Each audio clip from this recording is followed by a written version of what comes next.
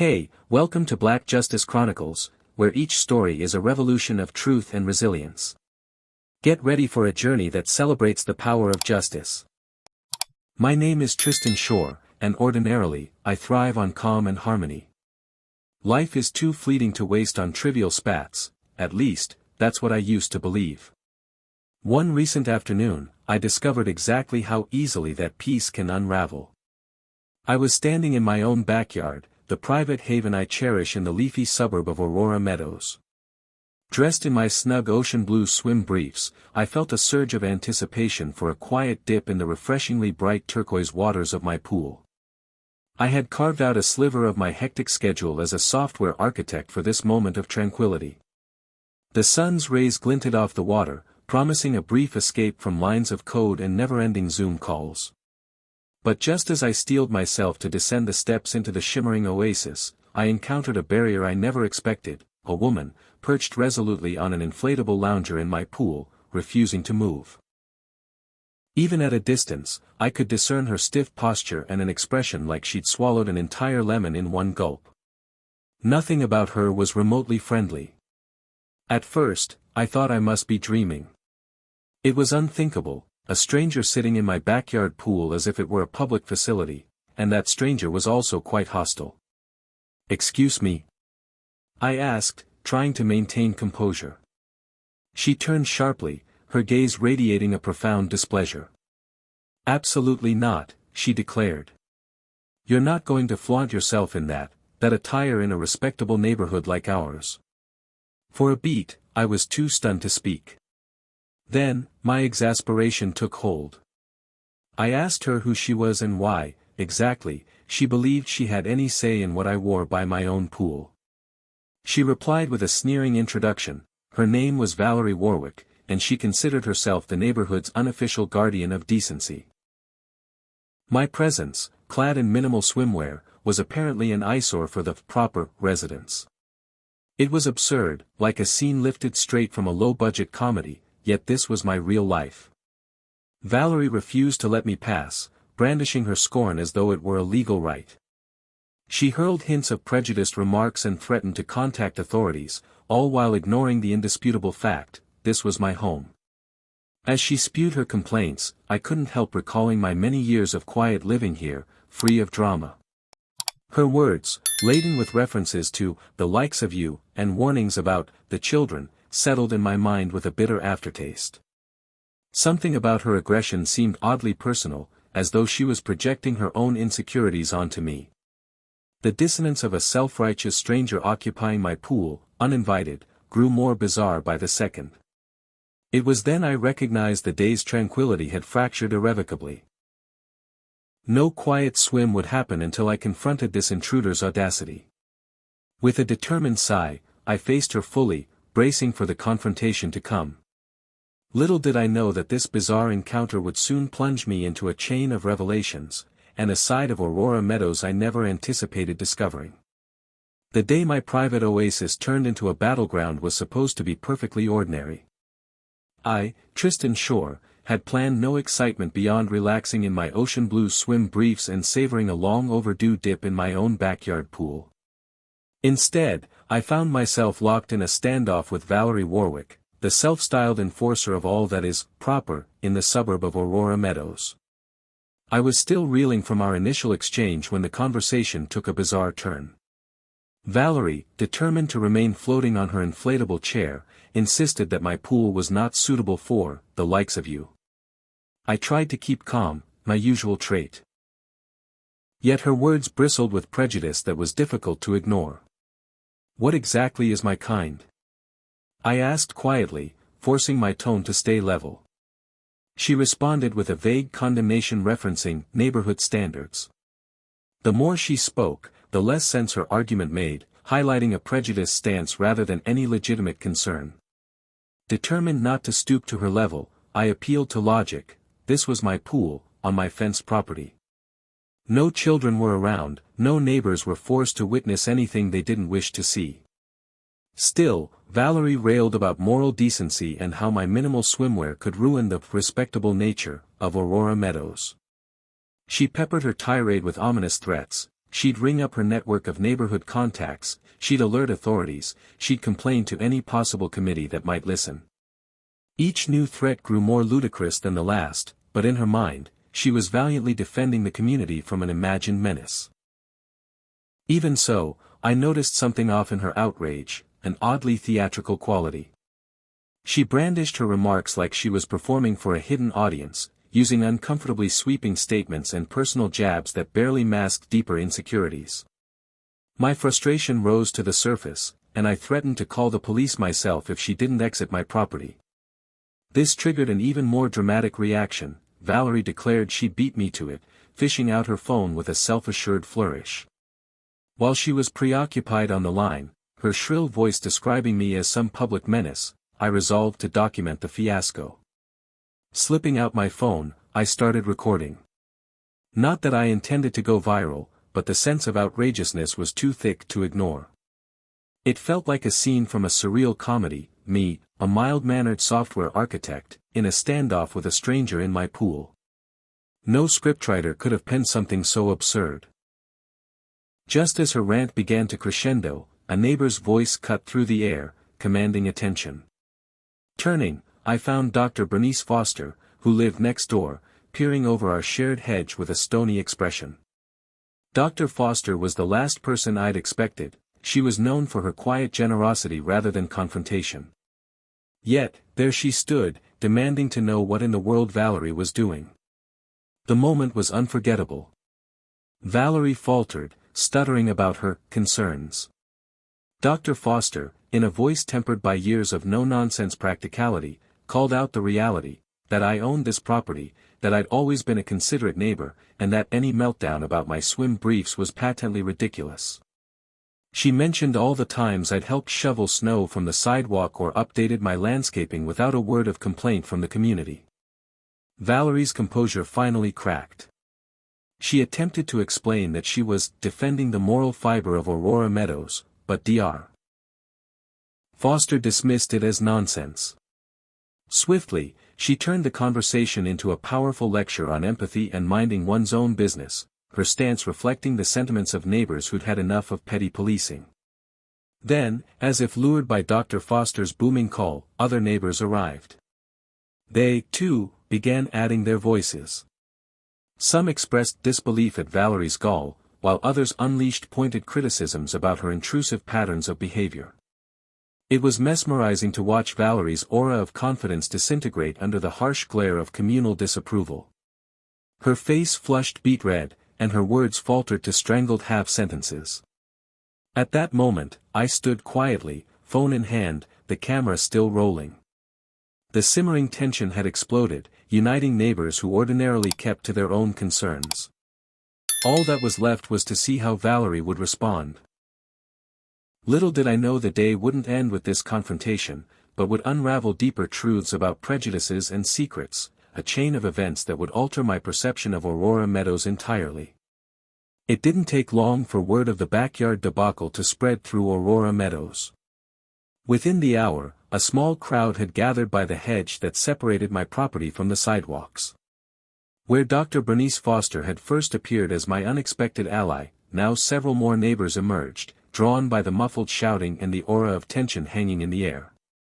Valerie Warwick, still perched defiantly on her inflatable lounger in my pool, tried to maintain her air of authority. But every shout and every insult sounded increasingly hollow.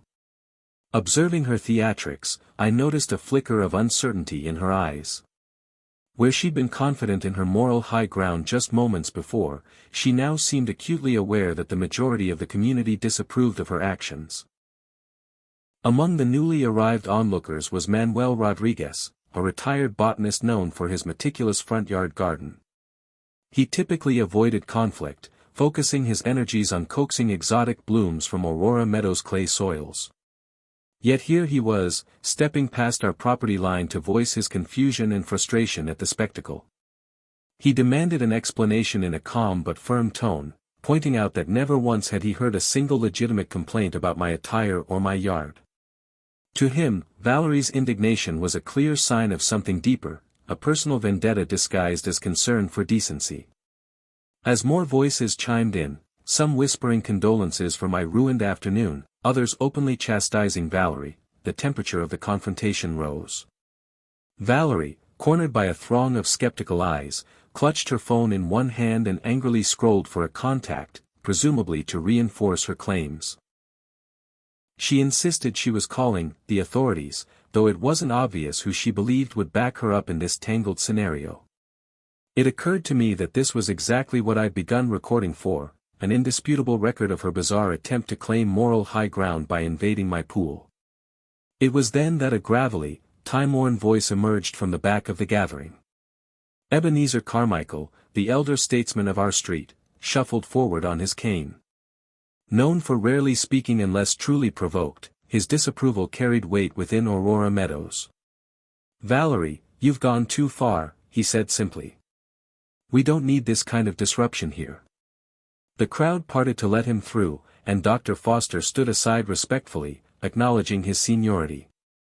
With Ebenezer's calm reprimand added to the neighbors' rebukes, Valerie found herself with fewer and fewer allies, real or imagined. She glowered, lips trembling with words that refused to form. This was the tipping point. The moment she realized that no matter how loudly she ranted about my inappropriate presence, she was hopelessly outmatched by the communal sense of fairness. In that fraught silence, I made a final attempt at reason. Turning off my phone's recorder, I waded into the shallow end of the pool to retrieve my pool net, my subtle hint that it was time for her to leave. "Valerie," I said softly, "I don't want any trouble. If you have concerns, let's discuss them civilly. But you can't remain on private property and threaten me. This is my home. I have rights here, too." My gentle approach momentarily held her gaze. Then, with an angry toss of her head, she turned toward the congregation of neighbors. "You're all in cahoots," she snapped, her voice quivering on the edge of hysteria. "Protecting him, while ignoring the decline in property values. How is that fair to decent families around here?" It was an outburst as flimsy as the inflatable lounger that supported her, and her words earned her only stunned silence. In that hush, Ebony Brown, a newcomer to our block, emerged from the edge of the cluster. She calmly recounted how I'd assisted her the week prior with a minor electrical issue, praising my generosity and neighborly spirit. "This is the man you're accusing of wrongdoing?" she asked incredulously. "He's the very essence of a good neighbor." Valerie's composure eroded further, her fingers gripping the lounger in a last, desperate attempt at remaining relevant. A final wave of hush fell over the scene, marked by a few hushed whispers and the faint hum of the midday breeze. The tension had peaked, and everyone waited to see whether Valerie would attempt another volley of insults or slip away in humiliation. What I couldn't have guessed at that moment was that this meltdown would unravel far more than just a petty neighborhood conflict. It would also open the door to revelations about hidden connections in Aurora Meadows that neither I, nor the incensed woman in my pool, could have foreseen. The tense standoff by my pool had reached a crescendo. An uneasy silence seeped into the air, the group of neighbors poised in anticipation of Valerie Warwick's next move. After repeated demands that she step off my private property, she remained perched on her bright inflatable lounger like a monarch refusing to relinquish her throne. Her eyes darted from me to the crowd, searching for any sign of support. But the hush from my fellow residents told her everything. She stood utterly alone in her convictions. In that pregnant silence, Valerie's tough exterior began to crack. A subtle tremor shook her posture, her once arrogant sneer melted into something closer to desperation. Sensing her dwindling control, she called out in a brittle tone, "You may have these sheep fooled, but not me. I know there's more going on here than your so-called privacy." Her words elicited a wave of murmurs, a few hushed gasps. Sensing an escalation, Ebony Brown stepped forward. Her gaze flicked from me to Valerie. Ebony was known for her calm demeanor and measured approach to conflict. Gently, she said, "Valerie, please. You're causing a scene in front of the entire neighborhood. This isn't going to help whatever concerns you have." Valerie seemed on the brink of another outburst when Dr. Bernice Foster calmly cleared her throat. The hush that fell then was absolute. Dr. Foster had a unique gravitas in Aurora Meadows. When she spoke, people listened. "What exactly do you believe Tristan has done wrong?" she asked Valerie with quiet intensity. "We're all hearing plenty of accusations, but no facts." Valerie's lips parted, but no sound came. Instead, she gripped her phone so hard her knuckles turned white.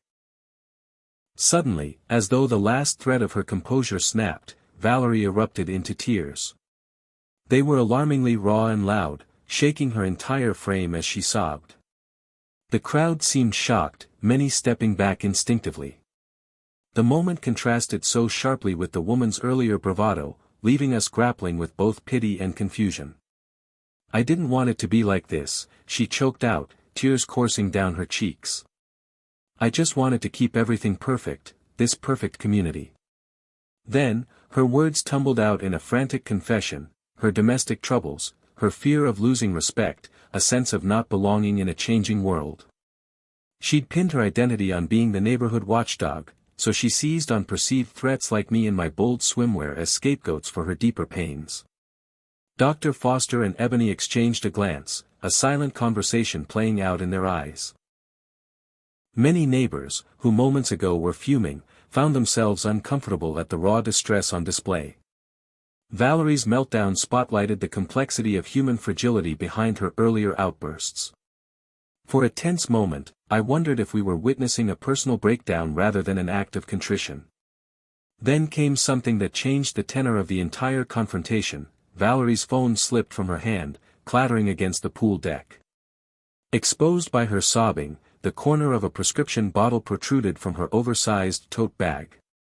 At first, only Dr. Foster noticed. Her expression registered immediate concern. "Valerie," she said gently, "are you mixing medication and alcohol? That's dangerous, especially in this heat." A flurry of panicked blinks followed, and Valerie's sobs intensified. Realizing we were all now staring at the evidence of something more serious than a petty pool war, Ebony quickly stooped to pick up the phone. Her eyes flicked to the label visible on the top of the bottle. She didn't read it aloud, but the troubled look on her face spoke volumes. The meltdown we'd chalked up to prejudice had layers: a forced persona, a precarious mental state, and perhaps a spiral of self-medicating. Neighbors who had been ready to see Valerie forcibly removed now exchanged uneasy glances. The conversation shifted from condemnation to concern. I, however, still fumed from her vile remarks and reckless accusations. Yet I felt a tug of empathy seeing her crumble. Anger and compassion wrestled within me, unsure which sentiment would prevail. Moments later, a neighbor discreetly placed a call for medical assistance. Valerie, now shivering with sobs, slowly deflated the last of her fight. As the paramedics arrived, I stepped aside, letting them do their job. I couldn't help thinking about how quickly a facade can collapse, revealing vulnerabilities no one suspected. This unexpected path was forging an odd sort of empathy for a woman who, just minutes earlier, had tried to ban me from my own pool. Little did I suspect that the secrets unspooling in this meltdown would soon expand well beyond our immediate conflict, leading us down a path of revelations about hidden family connections and illusions long maintained in Aurora Meadows. But for now, the drama ended in a swirl of tears, paramedic checkups, and stunned neighbors left grappling with the humbling truth. Under a polished facade, Valerie's meltdown told a more complicated story than any of us imagined. The commotion by my backyard pool ended in an unlikely hush. Flashing red and blue lights from an ambulance illuminated the otherwise serene street of Aurora Meadows. One moment, the area bustled with voices raised in fury or condemnation; the next, a subdued stillness reigned as Valerie Warwick was carefully escorted onto a stretcher, tears still streaming down her blotchy face. The paramedics confirmed she was mixing anti-anxiety medication with alcohol, leading to a mental breakdown that manifested as anger, paranoia, and bigotry. It was a surreal sight. This woman, who minutes earlier roared about me, degrading the neighborhood, now sobbed incoherently into the medical staff's arms. While I was still upset, I couldn't deny the pang of pity at witnessing her undone state. Because as self-destructive as her meltdown was, it also hinted at a deeper reservoir of pain. Neighbors watched from driveways and windows with a mixture of discomfort and curiosity. After seeing paramedics load Valerie into the ambulance, Ebony Brown and Dr. Bernice Foster stepped back from the swirling chaos. They looked visibly shaken. Ebony glanced at me, her expression heavy with empathy. "Tristan, I'm so sorry this happened in your space," she said quietly, placing a gentle hand on my shoulder. "But given what we just witnessed, I suspect there's more going on than just prejudice." I nodded, still reeling from the confrontation. "She accused me of so much," I mumbled, "yet I can't help but feel sorry for how it ended." Dr. Foster gave a slow, solemn nod. "Sometimes," she replied, "the loudest fights are rooted in the deepest hurts. She might have projected her own fears onto you." Not long after, the ambulance pulled away, leaving a hush like the calm after a tempest. The impromptu crowd disbanded, and I found myself alone, standing at the edge of the pool that had sparked this entire fiasco. The water now lapped gently, as though indifferent to the day's emotional fireworks. A few neighbors lingered, uncertain how to respond to what they'd just witnessed. Manuel Rodriguez approached, brow furrowed. "You all right, Tristan?" he asked in a subdued voice. I swallowed hard and nodded, managing a faint smile. "I'll be fine." This was unexpected, to say the least. Manuel nodded sympathetically before returning to his own yard. Returning inside my home, I tried to process everything. My quiet afternoon of sunbathing and relaxation had turned into an exposé of bigotry, culminating in a meltdown that might have veered into tragedy if not for neighbors stepping in. Still wearing my ocean blue swim briefs, I felt far from at ease. The house, typically my sanctuary, felt too quiet now. Hours later, as the daylight waned, I found myself browsing social media and local news sites out of habit. To my relief, no immediate mention of the fiasco had surfaced online. Yet, part of me dreaded that some curious bystander might have recorded the meltdown and posted it for the world to gawk at. Meanwhile, the phone I'd used to record partial footage of the incident weighed heavily in my pocket. Should I keep the video for personal documentation, or was it an unnecessary intrusion into someone's vulnerable moment? Sleep proved elusive that night.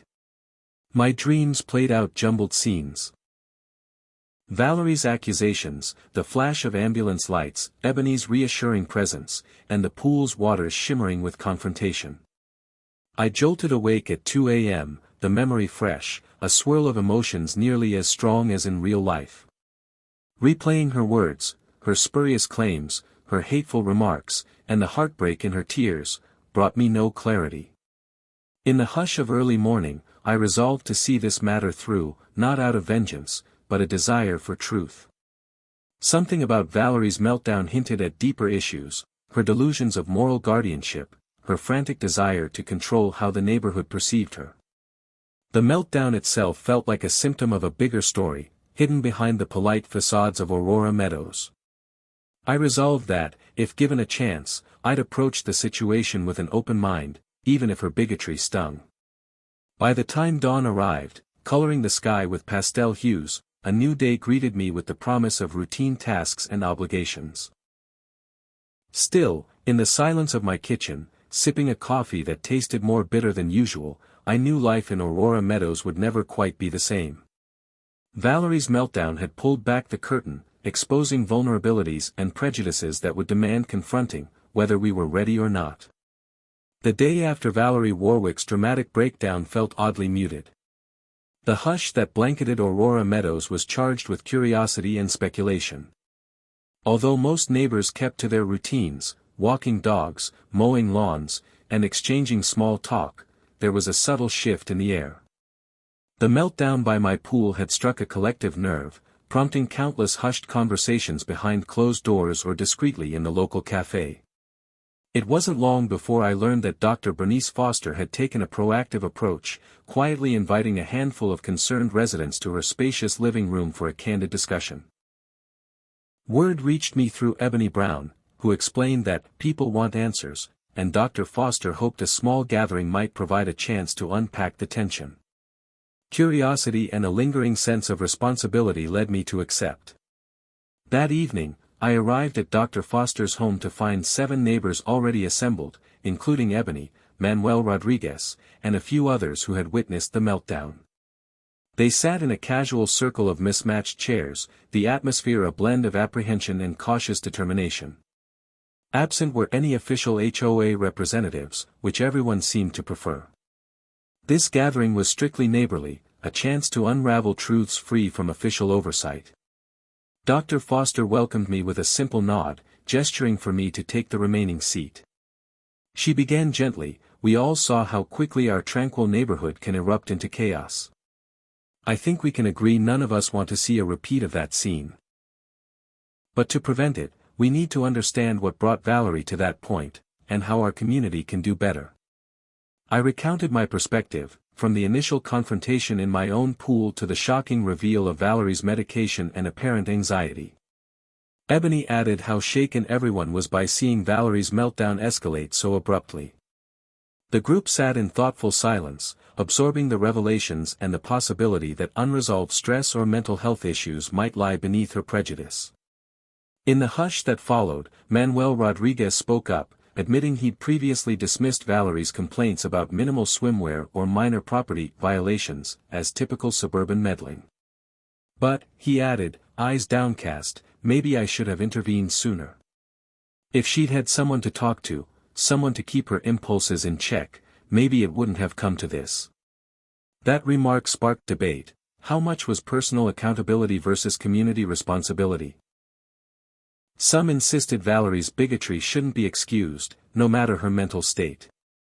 Others argued that ignoring deeper problems only let them fester. The conversation flowed between compassion and condemnation, culminating in a shared consensus: prejudice remained inexcusable, yet empathy for her meltdown might be warranted if it was indeed fueled by crisis.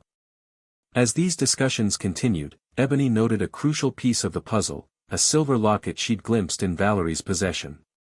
She described how, according to rumors, that locket held clues to a complicated family lineage that might tie back to local families with diverse backgrounds. The group murmured in surprise at the possibility of hidden genealogical connections, especially given how vehemently Valerie had judged me for simply existing in my own backyard. Could it be that her meltdown sprang from self-hatred or denial about her own heritage? While this speculation fascinated me, it also felt uncomfortably personal. Like rummaging through someone's emotional baggage without invitation. Yet the meltdown had become a communal event, forging the question, what if the root of this conflict dated back decades, tracing bloodlines across Aurora Meadows in ways no one suspected? Before we adjourned, Dr. Foster proposed an idea, a coordinated approach to support mental health within the neighborhood. She suggested that we reach out discreetly to medical professionals or mental health advocates who could engage residents struggling with stress and anxiety. The plan included a set of guidelines for dealing with personal confrontations, advocating empathy alongside accountability for harmful actions. We parted with a fragile sense of unity, an unlikely union of concerned neighbors, as Ebony put it with a wry smile. I left Dr. Foster's living room feeling both a lingering heaviness and the faint stirrings of hope. Valerie's meltdown had tested our community's bonds, but it also catalyzed a willingness to face the unspoken tension simmering beneath our suburban calm. The next steps would undoubtedly unearth more secrets, for the swirl of rumors about a hidden family connection was too intriguing to ignore. Through it all, my neighborly conviction grew: bigotry or meltdown, every soul in Aurora Meadows deserved the chance for genuine healing.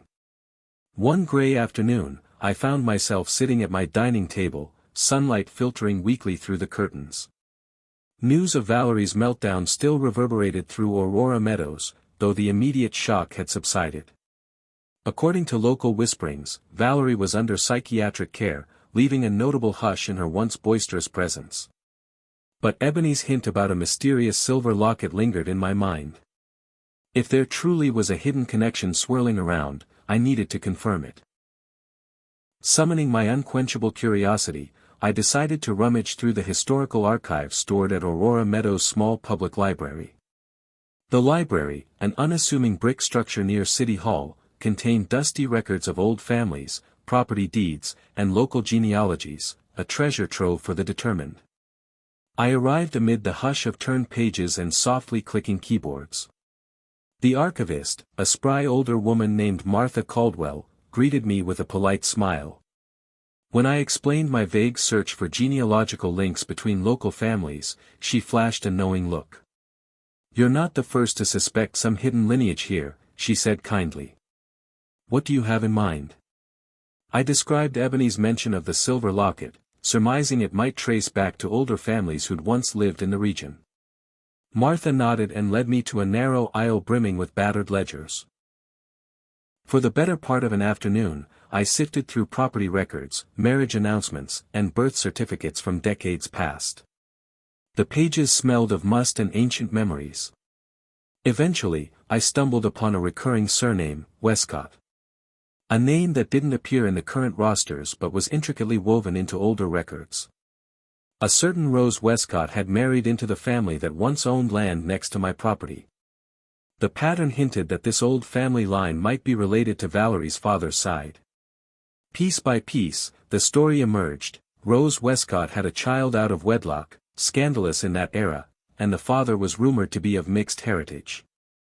The hush of the library's corner read like a stage as I traced the lines from Westcott to the Warwicks, bridging a gap that spanned generations. Notes scribbled in the margins of an ancient ledger even referenced a silver locket, supposedly handed down from mother to daughter. Could that locket be the very same one Ebony spotted clutched in Valerie's grip on the day of her meltdown? The possibility sent a chill through me. If Valerie indeed descended from a line that included a man of color, her bigoted outburst took on a tragic irony.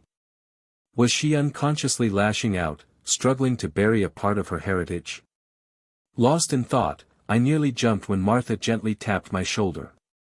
"Find something interesting," she teased, glancing at the array of old papers I'd spread across the table. I hesitated before confiding in her about my suspicion. She listened patiently, then offered, "This community is full of layered histories. You might be unraveling a secret that even your, let's say, confrontation partner doesn't fully comprehend."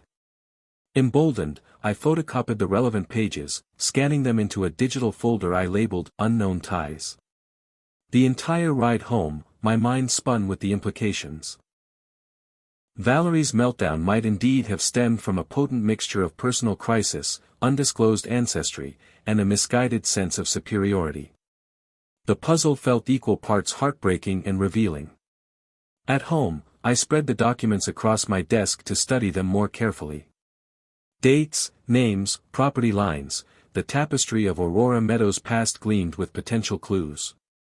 One detail stood out, a mention of a family dispute that had erupted decades ago, rumored to revolve around claims of unsuitable matches and threats of disinheritance. The notes were fleeting, but the tone suggested a major rift, exactly the sort that could sow seeds of secrecy in future descendants. As I filed each piece away, I realized I teetered on the cusp of intruding into deeply personal territory. On the other hand, Valerie's meltdown had already spilled her secrets into the public domain, or at least teased them. Perhaps the revelation of her background would help her come to terms with her internal turmoil. If she could face it, she might find a path to healing and acceptance. Yet, how could I present this to her without seeming vindictive? In the waning light of evening, I quietly resolved to consult Ebony and Dr. Foster before proceeding. If anyone would handle this discovery with sensitivity, it was them. While the fiasco around my pool had begun as a comedic standoff, the layers beneath hinted at a more profound moral, that every prejudice might be anchored in a deeper, often hidden story. And in Aurora Meadows, secrets never stayed buried for long. I returned from my research at the local archives with a folder stuffed full of photocopied pages, property deeds, faded genealogical charts, and a cluster of cryptic family anecdotes. These materials, collected under the label Unknown Ties, hinted at a possible link between Valerie Warwick's family and older, interwoven lineages that shaped Aurora Meadows. Part of me doubted whether I should proceed, but Ebony Brown's calm support echoed in my mind, "It's better to know the truth than to let ignorance and fear run rampant." The following evening, I invited Ebony and Dr. Bernice Foster over to my dining room for a more private discussion. As we nursed cups of herbal tea, I carefully spread the documents across the table, walking them through the key points I'd discovered: ancestral lines once hidden by shame, rumors of disapproved marriages, and a silver locket recurring in family records. They listened intently, eyebrows lifting when they spotted the references to old property lines near my own home. We weighed the ethical dilemma. Valerie's meltdown had thrust her personal problems into public view, but uncovering her deeply private lineage could be another breach of her privacy. Was it truly our place to confront her with genealogical evidence she might not want to hear? Dr. Foster, pursing her lips, contended that shedding light on one's heritage could be the catalyst for coming to terms with it. Ebony nodded, acknowledging that ignoring history typically did more harm than good. Finally, we decided on a cautious course. Ebony would discreetly reach out to Valerie's close friend or family member, if one could be identified. If there was no suitable mediator, then and only then would one of us approach Valerie directly. We agreed that I, as the man she'd publicly clashed with, might not be the best first contact. Dr. Foster offered to assume that role, given her credibility in Aurora Meadows and professional training in empathy. As the conversation wound down, we recognized that no matter how we broached the topic, repercussions were likely. Valerie was in a fragile place, recovering from a meltdown fueled by personal demons and likely ongoing therapy. Adding revelations of concealed family ties could either prompt a redemptive journey or push her deeper into denial. Yet ignoring the truth felt akin to perpetuating the very cycle of prejudice we aimed to end. By the time we finished our tea, the plan was set. I promised to keep the original documents safely stored, offering Dr. Foster scanned copies for potential reference. As they left, Ebony gave my shoulder a reassuring squeeze. "Thank you for being open and kind, Tristan," she said softly. I simply nodded, uncertain whether I'd just set a compassionate path or lit the fuse to another community conflagration. In the days that followed our resolution to address Valerie's hidden lineage, a new tension permeated Aurora Meadows. Although her meltdown had receded from neighborhood gossip, whispers persisted about her whereabouts and ongoing therapy. Meanwhile, Dr. Bernice Foster made discreet inquiries, hoping to find anyone in Valerie's circle who might ease the impact of these revelations. Quietly, Dr. Foster discovered a possible conduit, a cousin from Valerie's mother's side named Moira Llewellyn, known to be her occasional confidant. Moira apparently visited Aurora Meadows sporadically, though no one had seen her since the meltdown. Dr. Foster arranged a subtle meeting at the local cafe, inviting Moira under the guise of wanting to check on Valerie's condition. Ebony Brown and I stayed out of sight, uncertain if our presence might cause Moira to balk. Returning from the cafe, Dr. Foster reported that while Moira had little to offer on Valerie's meltdown, she acknowledged that the family line carried unspoken complexities. Without revealing too much detail, Dr. Foster carefully broached the possibility that Valerie was, unwittingly, connected to a heritage she refused to accept. According to Moira, the silver locket had been an heirloom whose significance was never fully explained to Valerie, only that it was not meant for prying eyes. Encouraged by this reaction, Dr. Foster and Moira decided to attempt a more direct approach with Valerie at a careful time, likely after her mental health had stabilized.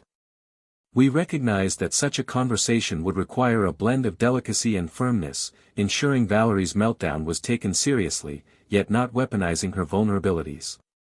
The last thing any of us wanted was to sabotage her fragile recovery. In a private chat, Ebony, Dr. Foster, and I deliberated how best to present the genealogical evidence we'd amassed. Ebony suggested leading with empathy, acknowledging that the meltdown signaled deeper pain, possibly linked to unresolved family tensions. Dr. Foster agreed, proposing that Moira might hold the keys to bridging that emotional distance and offering context that Valerie might trust. I couldn't help but worry about the potential fallout. Valerie's meltdown already left her reputation in tatters, exposing a family secret on top of that could drive her further into isolation or denial. Yet we saw no benefit in letting old feuds and hidden identities fester. Truth, as messy as it could be, still offered the best chance for closure and growth. Though none of us knew precisely how Valerie would react, we felt a cautious optimism. The meltdown had shown her that her approach to life, hostile, controlling, and tinged with bigotry, couldn't be sustained. Perhaps confronting her heritage might lead to a moment of reflection. Perhaps it would turn her vitriol into acceptance or, at minimum, prompt her to seek deeper therapy. In the hush that settled after our final chat, I realized this entire saga was bigger than a single meltdown or a random backyard confrontation. Beneath the rigid veneer of suburban life in Aurora Meadows lay complicated histories, old secrets, and personal crises that shaped who we were. Stepping out into my yard, I gazed at my pool, the site of that pivotal clash, reflecting on how swiftly illusions can fall away, revealing the fractures we all carry within. Weeks passed in a cautious hush. During this interval, Aurora Meadows evolved in subtle ways, its gossip machines momentarily tranquil. Neighbors no longer shared wide-eyed accounts of Valerie's meltdown at my pool. Instead, they whispered about the new therapy program she was reportedly undergoing. Traces of negativity receded, replaced by a collective desire to see her come to terms with herself, whatever that might entail. Behind the scenes, Dr. Bernice Foster and Moira Llewellyn orchestrated a gentle intervention. Once Valerie stabilized enough to hold a calm conversation, they arranged a meeting at Dr. Foster's home, an environment of trust, far from the public glare. I received word of this plan but chose not to attend, convinced that my presence might reignite negative memories. Instead, Ebony Brown offered her role as moral support, should the conversation veer too close to meltdown territory again. Details of that session trickled out slowly. Moira reportedly presented a small family album, containing clippings and photos that predated Valerie by generations. Among them, undeniably, was a snapshot of a silver locket identical to the one Valerie occasionally wore. She stiffened at the sight, defensive at first, until Moira gently explained its lineage, a side of the family once shunned for crossing social and racial lines. Valerie listened, pale and tight-lipped, but never erupted in denial. Then, Dr. Foster softly introduced bits from the genealogical research I'd uncovered, though she carefully omitted how I had played a leading role. The conversation teetered on a precipice between tension and revelation. Ultimately, Valerie exhaled a tremulous sigh, tears glistening in her eyes. For a moment, she admitted she felt ashamed, shamed by her meltdown, by her prejudices, and by the possibility that she was disowning an ancestral part of herself. Ebony described the scene as hushed and fragile, laced with the sense that if one word was ill-chosen, it might all unravel. Yet it did not unravel. Slowly, gently, Valerie accepted the possibility that her meltdown was a manifestation of deeper anxieties, that her condemnation of my presence in a swim brief was never about morality, but her own hidden turmoil. The session lasted well into the evening, culminating in a reluctant but genuine vow from Valerie to work through her personal shadows. The next morning, Ebony informed me that while nothing magical had transpired, there was at least a newfound clarity. Valerie agreed to reconsider her stance, to see that the meltdown was not an isolated meltdown but a symptom of a bigger issue. She didn't promise immediate reparation, but accepted Dr. Foster's invitation to continue therapy. Maybe a bridge was forming, albeit shakily, where only hostility had existed. As I strolled through my backyard in a new, more cheerful swim outfit, I felt cautious optimism. Perhaps this was the dawn of something resembling understanding in Aurora Meadows. While I doubted Valerie and I would become friends, the confrontation had forced us all to recognize the complexities behind suburban masks. And in that recognition, we found the seeds of empathy, the impetus to question inherited biases, and the resolve to shape Aurora Meadows into a community that fosters genuine acceptance. In the end, my pool shimmered under the morning sun. A quiet testament to how the simplest places can become battlegrounds of identity and growth. Though it had been the stage for a meltdown, it was now also the site of transformation, both for me and for a neighbor who discovered much more about herself than she ever intended.